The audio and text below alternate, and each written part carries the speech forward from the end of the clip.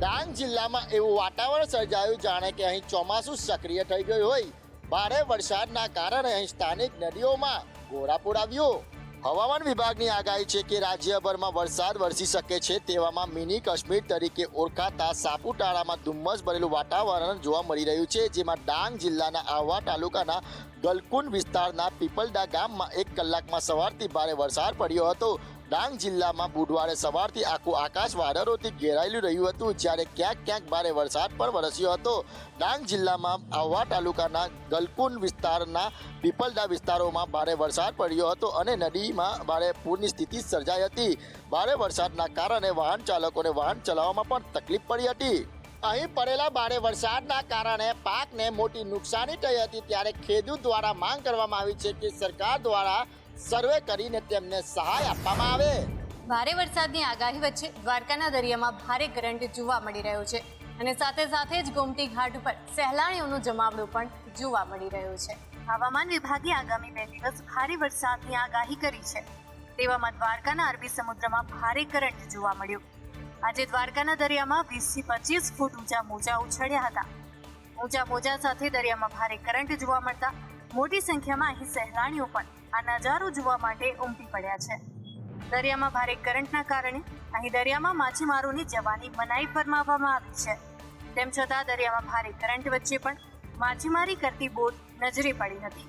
આવા સમયે કોઈ પણ દુર્ઘટના સર્જાય તો તેના માટે જવાબદાર કોણ, તે સવાલ થઈ રહ્યો છે.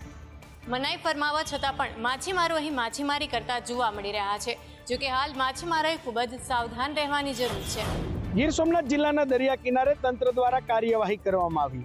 દરિયાકાંઠે પ્રતિબંધિત જગ્યાએથી લોકોને તંત્રએ સુરક્ષાના ભાગરૂપે હટાવ્યા હતા. ગીર સોમનાથના દરિયા કિનારે ભારે કરંટ અને ભારે પવન ફૂંકાવાની શક્યતાને પગલે જિલ્લા મેજિસ્ટ્રેટ દ્વારા એક જાહેરનામું બહાર પાડવામાં આવ્યું હતું, જેમાં પ્રતિબંધિત જગ્યાઓ પર સહેલાણીઓને સ્નાન કરવા ન જવા માટે અને દરિયાની નજીક ન જવા માટે આદેશ કરાયો છે. જોકે તેમ છતાં પણ સહેલાણીઓ ત્યાં જઈ રહ્યા હતા, જે બાદ ત્વરિત કાર્યવાહી કરવામાં આવી છે. તંત્ર દ્વારા અત્યારે હાલમાં જે દરિયાનો કરંટ છે એ કરંટને ધ્યાનમાં લઈ અને આગામી સમયને ધ્યાનમાં લઈ તમામ પ્રવાસીઓને અત્યારે દરિયાનું સ્નાન કરતા તે અટકાવી અને તમામને બહાર કાઢવામાં આવેલ છે. અને જ્યારે પણ આ લોકો જ્યારે સમુદ્રમાં સ્નાન કરે છે ત્યારે તંત્ર તરફથી એટલે કે પોલીસ ડિપાર્ટમેન્ટ તરફથી જ્યારે કલેક્ટર સાહેબના જાહેરનામાના અંતર્ગત ગુના દાખલ કરવામાં આવે છે. ગઈકાલે અમે 2 ગુના દાખલ કરેલ છે જાહેરનામા ભંગના. કોરોના કેસમાં ફરી એકવાર જ્યારે ઉછાળો જોવા મળી રહ્યો છે, ત્યારે અમદાવાદ મેડિકલ એસોસિએશને કેટલાક દિશા નિર્દેશો જાહેર કર્યા છે. અમદાવાદમાં ખાનગી અને સરકારી લેબમાં કોરોના ટેસ્ટિંગમાં વધારો થયો છે. ટેસ્ટિંગ માટે રોજના 20 થી વધુ દર્દીઓ આવી રહ્યા છે. તેવામાં એએમએ દ્વારા જણાવવામાં આવ્યું હતું કે નવો વેરિયન્ટ અંડર મોનિટરિંગ છે અને વાયરસ સામે તકેદારી રાખવામાં આવશે તો ચોક્કસ તેનાથી બચી શકાશે. હા, ટેસ્ટિંગ ચોક્કસથી વધ્યા છે. પહેલાં જે રડ્યા ખડ્યા 1, 2, 4 ટેસ્ટ આવતા હતા એના બદલે 5, 7, 10 ટેસ્ટ આવ્યા છે. એટલે ડબલિંગ થયું છે ટેસ્ટમાં અને સરકારી સંસ્થાઓમાં પણ.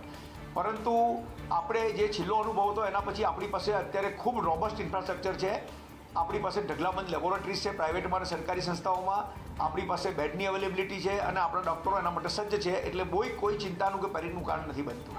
જે લોકો વડીલો છે, જે લોકો બીજી બીમારીથી પીડાય છે, એ લોકો ભીડભાડની જગ્યાએ જાય ત્યારે ચોક્કસ માસ્ક પહેરે, કારણ કે માસ્ક એમને પ્રોટેક્ટ કરશે. દરેક માણસે માસ્ક પહેરવાની કે વેક્સિન લેવા દોડવાની જરૂર નથી. વિસાવદરની પેટા ચૂંટણી પહેલા રાજકારણ ગરમાયું છે. આપના નેતા ગોપાલ ઇટાલિયાનો એઆઈ વિડીયો મામલે હવે તેના વિરુદ્ધમાં ફરિયાદ નોંધવામાં આવે તેવી અરજી કરવામાં આવી છે.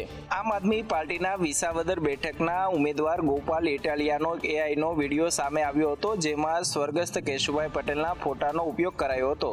તેવામાં પ્રજાશક્તિ ડેમોક્રેટિક પાર્ટીના ઉમેદવાર લાલજી કોટડિયાએ પાટીદાર સમાજનું આવા વિડીયો થકી અપમાન થયું હોવાની ગોપાલ ઇટાલિયા વિરુદ્ધ બદનક્ષીનો ગુનો નોંધવા અરજી કરવામાં આવી છે. ગોપાલભાઈ ઇટાલિયા કેશુબાપા પટેલનું એણે કાર્ટૂન બનાવ્યું છે. કાર્ટૂન એવું બનાવ્યું છે એણે કે એક મૃત્યુ થઈ ગયેલા આપણા પૂર્વ પ્રમુખ, આપણા મુખ્યમંત્રી, એનું અપમાન કર્યું છે. રાજકોટના વર્ધમાન નગર વિસ્તારની અંદર વિધર્મી કે પરપ્રાંતીયને મકાન વેચવા કે ભાડે ન આપવા માટેના પોસ્ટર લાગ્યા છે. અહીં ગુજરાતી અને બંગાળી ભાષામાં પોસ્ટર લગાડવામાં આવ્યા, જેમાં સ્થાનિક લોકોને તાકીદ કરાઈ છે કે તેમની મિલકત અન્ય ધર્મના લોકોને કે પછી પરપ્રાંતિયોને ભાડે કે વેચાણ તરીકે ન આપે. સ્થાનિકોએ મહિલાઓ અને બાળકોની સુરક્ષાનું કારણ આગળ ધરીને આ માંગ કરતા પોસ્ટર અહીં લગાડ્યા છે. સોસાયટીના અગ્રણીઓનું કહેવું છે કે અહીં કેટલાક દલાલો પણ સક્રિય છે, જેઓ અન્ય ધર્મ કે પરપ્રાંતીય લોકોને અહીંના ઘરો બતાવતા હોય છે, જે ચલાવી લેવાય તેમ નહીં. તેવામાં અહીં અન્ય ધર્મના લોકોને ઘર વેચવામાં ન આવે તેવી તાકીદ કરાઈ છે. વિસ્તારના રહેવાસીઓએ જણાવ્યું કે અમે આ મામલે સ્થાનિક ધારાસભ્યને રજૂઆત કરી છે અને આ વિસ્તારની અંદર અશાંત ધારો લાગુ થાય તેવી પણ અમારી માગણી છે. વડોદરામાં ચોરીનો અજીબો ગરીબ કિસ્સો સામે આવ્યો છે. શીતલ પાર્ક સોસાયટીમાં ચોરે ચોરી કરતા પહેલા ભગવાનને પ્રણામ કર્યા અને ત્યારબાદ ચોરીને અંજામ આપ્યો. આસ્થાના ધામ મંદિરોમાં ચોરીની ઘટનાઓ સતત વધી રહી છે, ત્યારે વડોદરામાં મંદિરમાં ચોરીની ઘટનાના સીસીટીવી સામે આવ્યા છે. આ ઘટના વડોદરાના સમા વિસ્તાર શીતલ પાર્ક સોસાયટીના અંબે માતાના મંદિરમાં બની છે. સીસીટીવીમાં દેખાઈ રહ્યું છે કે આ વ્યક્તિ મંદિરમાં દર્શનના બહાને પ્રવેશી રહ્યો છે. તે ભગવાનની મૂર્તિને હાથ જોડી નમસ્કાર કરતો જોવા મળે છે. બીજી બાજુ અન્ય એક મૂર્તિના દર્શન કરતા જ પાસે પડેલ તાંબાના 2 વાસણ તેને દેખાય છે. તે આસપાસ નજરો ફેરવે છે કે કોઈ તેને જોઈ તો નથી રહ્યું ને, અને ત્યારબાદ લાગ જોઈને તે તાંબાના 2 વાસણો પોતાના કપડામાં છુપાવી દે છે અને ચોરીને અંજામ આપી ત્યાંથી પલાયન થઈ જાય છે.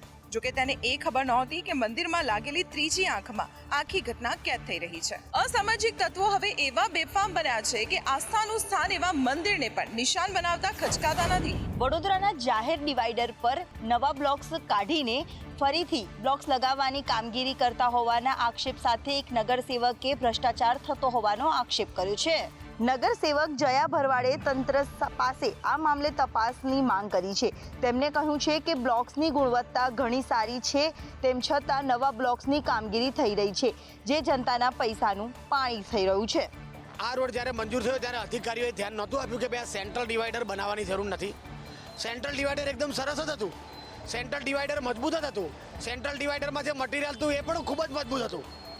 પરંતુ માત્ર ને માત્ર અધિકારીઓ આ કોન્ટ્રાક્ટરોને ફાયદો કરાવવા માટે વડોદરા શહેરના નાગરિકોના કરોડો રૂપિયાના ટેક્સ વડોદરા શહેરના નાગરિકો જે ચૂકવે છે એને કંઈક ને કંઈક તમે જુઓ કે આ રીતે ભ્રષ્ટાચાર કરવા માટે લોકોના ટેક્સનો દુરુપયોગ થઈ રહ્યો છે. દેશની સુરક્ષાને ધ્યાન રાખીને દ્વારકા જિલ્લાની દરિયાઈ સીમાઓને અડતા 21 નિર્જન ટાપુઓ પર લોકોની અવરજવર પર પ્રતિબંધ ફરમાવવામાં આવ્યો છે. દ્વારકા જિલ્લાની સમુદ્ર સીમામાં આવેલા 21 જેટલા નિર્જન ટાપુઓ પર લોકોની અવરજવર પર તંત્રએ લોક લગાવી છે. દેવભૂમિ દ્વારકાના અધિક જિલ્લા કલેક્ટરે આ અંગેનું જાહેરનામું સુપ્રસિદ્ધ કર્યું છે. સમુદ્ર તટથી 3 તરફથી જોડાયેલા દ્વારકા જિલ્લાના કુલ 24 ટાપુઓ આવેલા છે અને આ 24 ટાપુમાંથી ફક્ત 2 ટાપુઓ પર જ માનવ વસાહત છે. જે 21 નિર્જન ટાપુઓ કોઈ વ્યક્તિ ધાર્મિક પ્રવૃત્તિના નામે કોઈ ગતિવિધિ ન કરે અને સુરક્ષાની વ્યવસ્થાને ધ્યાને લઈને આ જાહેરનામું પ્રસિદ્ધ કરવામાં આવ્યું છે. તારીખ 30/5/2025 થી 28/7/2025 સુધી 21 ટાપુઓ પર અવરજવર પર પ્રતિબંધ ફરમાવાયો છે. સમુદ્રી માર્ગે દેશ વિરોધી ચાલી રહેલી પ્રવૃત્તિઓને અટકાવવા માટે દ્વારકા જિલ્લા કલેક્ટરે નિર્જન ટાપુઓ પર જવા પર પ્રતિબંધનું જાહેરનામું બહાર પાડ્યું છે. વિદ્યાર્થી નેતા યુવરાજસિંહે તલાટીની પરીક્ષા પદ્ધતિ અને તેના સિલેબસને લઈ સવાલ ઉઠાવ્યા છે. યુવરાજસિંહે કહ્યું કે અધિકારીઓ મન ફાવે એમ નિયમો બનાવે છે. મહેસૂલ વિભાગ અંતર્ગત રેવન્યુ તલાટીની ભરતી જાહેર કરવામાં આવી અને એ ભરતી અંતર્ગત જે સિલેબસ છે એ સિલેબસની અંદર ધરખમ મોટો ફેરફાર કરવામાં આવ્યો. મહેસૂલ તલાટી એટલે કે 1900 ગ્રેડ પેની નોકરી અને 1900 ગ્રેડ પેની નોકરીમાં જીપીએસસી જેવો સિલેબસ એ લાવવામાં આવ્યો છે. પ્રિલિમ પણ લેવાની છે, મુખ્ય પરીક્ષા પણ લેવાની છે. વિદ્યાર્થી નેતા યુવરાજસિંહે તલાટીની આ પરીક્ષામાંથી મુખ્ય પરીક્ષા નાબૂદ કરવા માટેની માંગણી કરી.